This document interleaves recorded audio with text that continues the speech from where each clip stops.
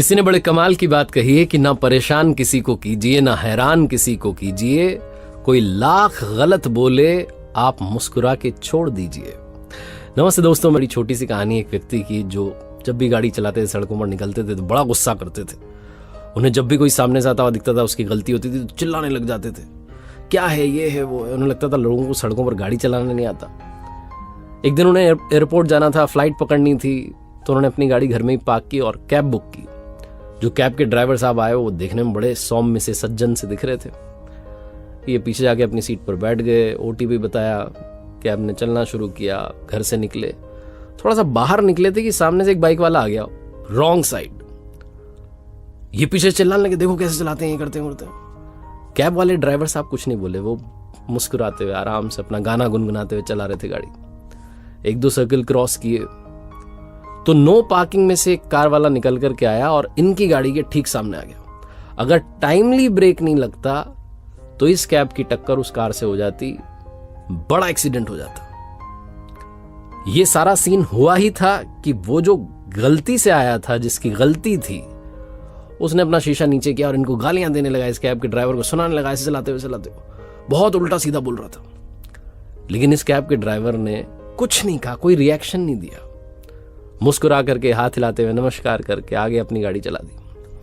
Airport की तरफ पहुंचने वाले थे। जो पीछे बैठे थे भाई साहब, जो सड़कों से बड़े गुस्से में रहते थे, सड़क पर लोगों से बड़े गुस्से में रहते थे, उन्होंने कहा कैब वाले से कि भाई साहब एक बात बताओ, पहले बाइक वाला आया, आपने कुछ नहीं कहा, कोई बात नहीं। अब की बार तो मेजर एक्सीडेंट हो जाता, हम हॉस्पिटलाइज्ड हो जाते, हमें चोट आ जाती, आपने तब भी कुछ नहीं कहा।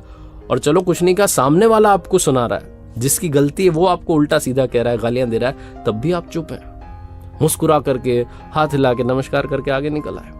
इतने शांत कैसे रह लेते हैं, इतने कूल काम कैसे रह लेते हैं, मुझसे तो रहा नहीं जाता है। वो कैब के ड्राइवर ने जो कहा वही लाइफ का मैसेज है, वही लाइफ का संदेश है। उसने कहा कि भाई साहब, ये जो लोग होते हैं ना, जो गलती से आते हैं, गलतियां करते हैं और उल्टा हम पर गुस्सा निकालते हैं। आपने वो कचरे का ट्रक देखा है, कचरे की गाड़ी देखिए, उसमें जब कचरा और ऊपर तक भर जाता है तो कचरा क्या होता है, इधर उधर गिरता चला जाता है। ये उस कचरे की गाड़ी की तरह, जिनके दिमाग में इतनी फ्रस्ट्रेशन, इतना गुस्सा, इतनी निराशा आ चुकी है कि ये बस दूसरों पर अपना गुस्सा, अपनी फ्रस्ट्रेशन निकालना चाहते हैं और हमारे जैसे लोगों को शिकार बनाते हैं। अगर हमने भी रिएक्ट करना शुरू कर दिया तो हम इनका कचरा जो है अपने पास रख लेंगे। हम भी धीरे धीरे इंसान से वो कचरे की गाड़ी बन जाएंगे और फिर हम भी अपना फ्रस्ट्रेशन, हम भी अपना गुस्सा दूसरों पर निकालेंगे, अपने से कमजोर को शिकार बनाएंगे, उसको जाकर के सुनाएंगे। मैं अपने घर पर जाकर के घर वालों पर गुस्सा निकालूंगा, अपने पैसेंजर्स पर गुस्सा निकालूंगा, बाकी के ड्राइवर साथियों पर गुस्सा निकालूंगा। इसलिए मैं एक काम करता हूं, उचित दूरी बनाता हूं, मुस्कुराता हूं, हाथ जोड़ता हूं, नमस्कार करके निकल जाता हूं। इनका कचरा एक्सेप्ट नहीं करता हूं। लाइफ में बहुत लोग आपको उकसाने की कोशिश करेंगे, आपको गलत रास्ते पर चलाने की कोशिश करेंगे, लेकिन आपको कचरे का ट्रक नहीं बनना है, आपको एक बेहतरीन इंसान बनना है। एक बार फिर से वही बात